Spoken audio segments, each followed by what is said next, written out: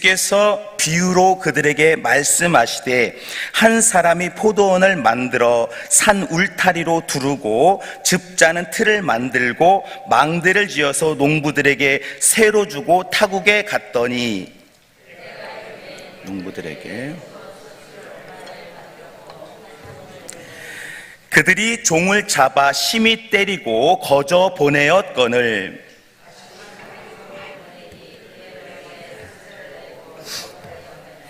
또 다른 종을 보내니 그들이 그를 죽이고 또 그 외 많은 종들도 더러는 때리고 더러는 죽인지라. 곧 그가 사랑하는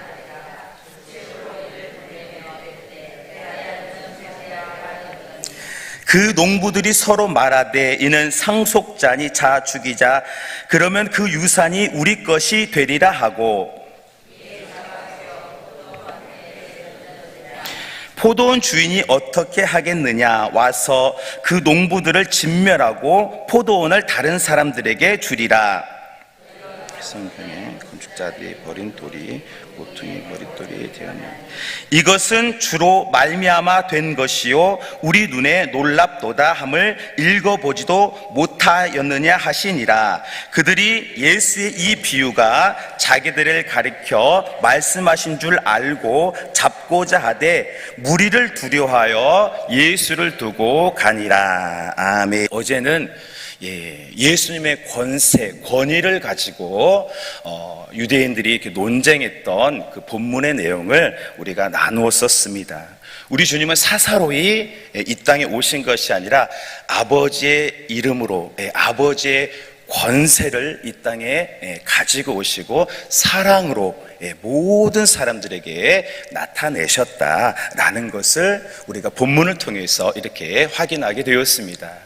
오늘날 이렇게 기독교가 역사를 구별하고 또 선한 영향력을 끼친 것에는 바로 주님의 가르치심이 있었기 때문 아니겠습니까?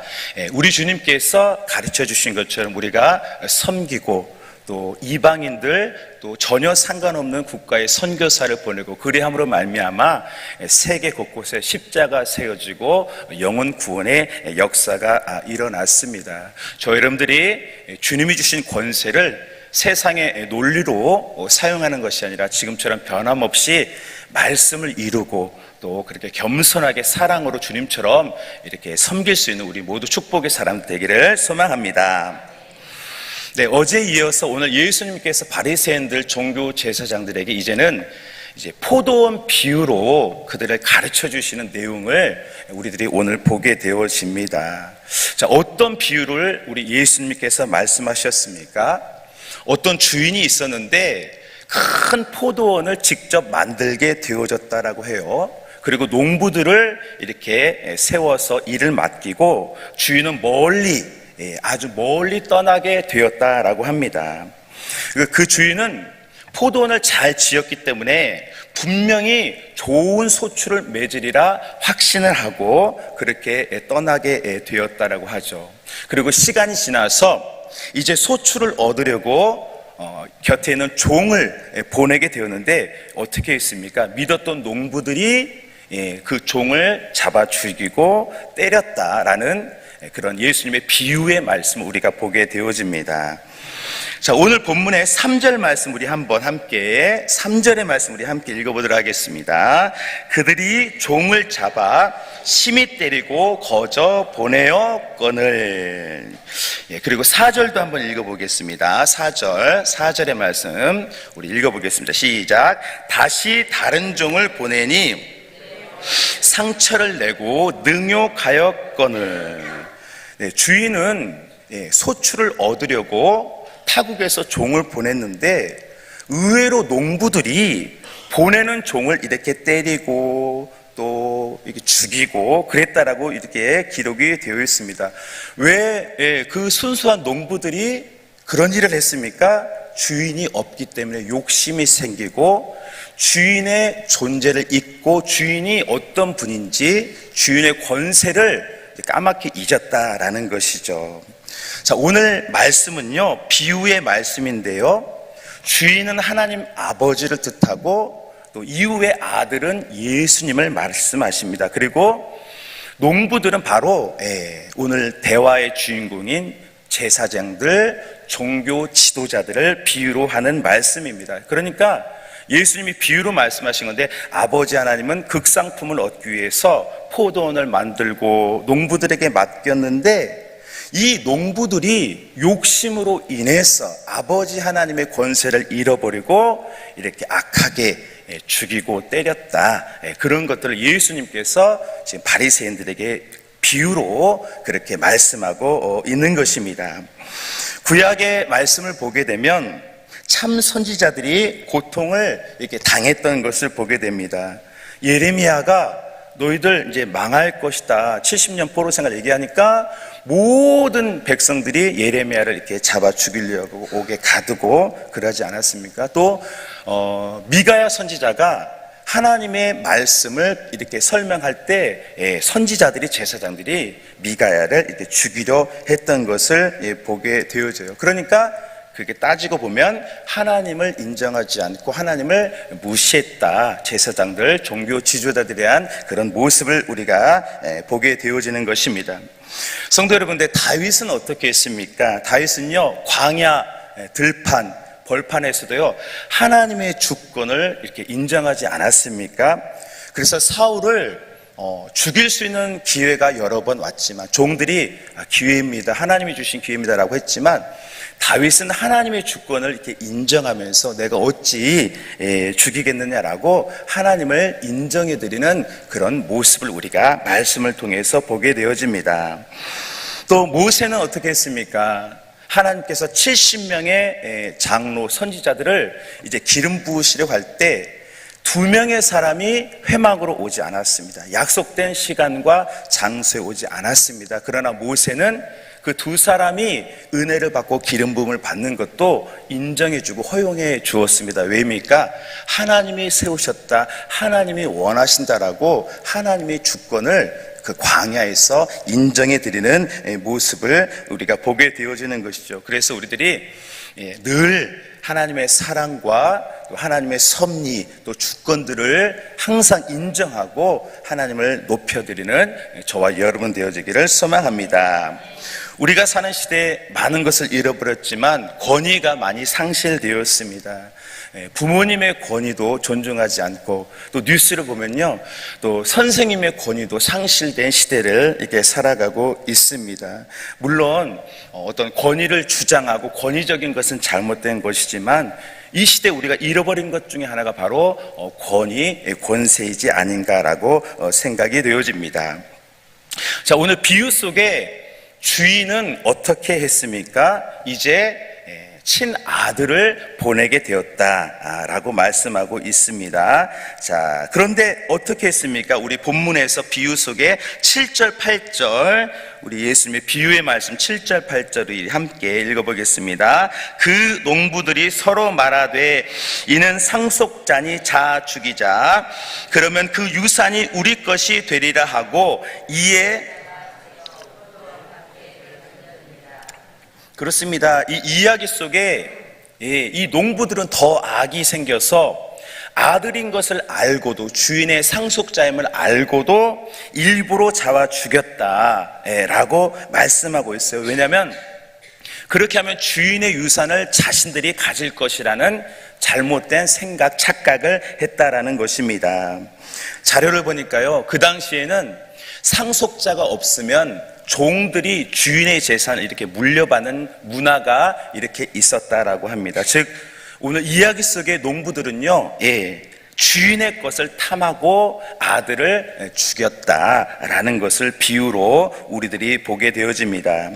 결국 주인은요, 주인의 권세를 인정하지 않은 종들을 이제 이야기 속에서 진멸했다라고 말씀을 하고요. 실제로 이스라엘 역사에서 오늘 본문의 성전이 완전히 무너지고 로마에 의해서 완전히 이제 패망했다라는 것을 역사 비평가들이 전하고 있습니다.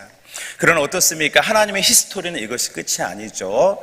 아들 예수님께서 십자가에 실제적으로 죽으셨지만 오히려 하나님의 섭리와 구원의 경륜 가운데서 그 자녀된 권세가 이제 이방인에게 또 모든 사람에게 전해지는 은혜의 시대가 열어지게 되었습니다. 이스라엘만 하나님의 권속이 되는 것이 아니라 고통당하시고 또 십자가로 승리하신 예수님을 믿는 사람이라면 하나님 아버지 앞에 나아갈 수 있는 놀라운 기회가 이제 유대인이 실족함으로 모든 사람들에게 주어졌다라고 우리에게 말씀하고 있는 것입니다. 유대인은요, 장자의 사명이 구약 성경에 있었다라고 전해집니다. 그들은 예수님을 기다리는 사명이 있었고요, 또 복음의 빛을 전하는 의무가 있었습니다. 예배자의 사명이 있었습니다. 그것이 구약의 역사입니다. 그러나 그들은 예수님을 기다리지 않았고 오히려 선지자들을 박해했습니다. 자신의 유익과 이익을 위해서 살았습니다. 그래서 이렇게 하나님의 진노를 불러일으키게 되었습니다. 그러나 감사한 것은 그들의 실패로, 그들의 무지로 구원이 이방인에게 전해지게 되었습니다. 이제는 하나님은 내 백성이 아닌 자를 내 백성이라 부르고 자녀로 말씀하신다라고 약속하고 있습니다. 우리는 아무것도 모르고 진리도 모르고 예수도 모르고 성경도 몰랐지만 아버지 하나님께서는 예수님으로 말미암아 우리들에게 은혜를 주시고 지금도 기회를 주고 있다라는 것입니다. 그렇기 때문에 우리는 행위를 의지하는 것이 아니라 출신을 의지하는 것이 아니라 우리보다 낮아지시고 또 고통당하시고 이기신 예수님을 의지하는, 승리하는 우리 모두 되기를 소망합니다. 성경은 모든 사람이 죄 아래 있다라고 했습니다. 누구도 주님을 찾는 자가 없다라고 했습니다. 그래서 하나님 우리에게 아들 예수님을 보내주셨고 하늘의 것을 말씀해 주셨습니다. 이제 하나님의 기준은 예수님을 믿느냐 영접하지 않느냐라는 그 첫 번째 기준이 하나님의 기준이 되어진 것입니다.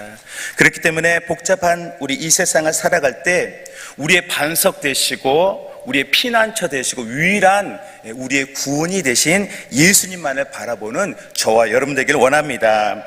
예수님은 가장 낮아지셨고 가장 고통당하셨고 또 가장 큰 아픔을 당해 주셨습니다. 바로 우리들이 이 땅에서 이렇게 어떤 여러 가지 느낄 고통을 우리 주님께서 모두 다 대신 질고를 져 주셨다라고 말씀하고 있습니다. 우리 고린도후서 8장 9절 말씀 한번 함께, 고린도후서 8장 9절 함께 읽겠습니다. 우리 주 예수 그리스도의 은혜를 너희가 알거니와 부유하신 이로써 너희를 위하여 가난하게 되심은 그의 가난함으로 말미암아 너희를 부유하게 하려 하심이라. 아멘. 그렇습니다. 아들이신 예수님께서 가장 고통당하시고 가장 외면당하시고 가난하게 되셔서 우리에게 하늘문이 열어졌다라고 말씀하고 있습니다. 우리의 예수님께서 모든 사람들에게 구원의 주가 되어주셨다라고 선언하고 있는 것입니다. 오늘 종교 제사장들은 자신의 의로운 옷 또 행실, 명예를 중요하게 여겼습니다. 하나님이 보내신 예수님을 의지 않고 바라보지 않았습니다. 하나님의 뜻과 반대되는 그런 삶의 모습을 보여주었습니다. 그러나 저와 여러분들은요, 우리 모든 사람에게 반석이 되시고 구원의 시작이 되신 예수님만을 의지하고 승리하는 저와 여러분 되기를 소망합니다. 우리 예수님은요, 아버지의 것을 가지고 이 땅에 오셨습니다. 죄인된 우리를 공짜로 구원하시기 위해서 예수님께서 이 땅에 고난당하시고 박해를 받으셨습니다. 이제 하나님의 기준은요, 우리의 선행, 행실이 아니라 예수님을 나의 삶에, 우리의 마음에 영접하느냐 안 하느냐가 기준이 되어졌습니다. 우리 모두는 여전히 우리의 힘이 되시고 또 능력이 되시는 예수님만을 의지하여서 또 이 세상 주님의 이름으로 항상 승리하시고 은혜 속에서 강건함을 누리는 저희 여러분 되기를 소망합니다. 아멘. 기도하겠습니다.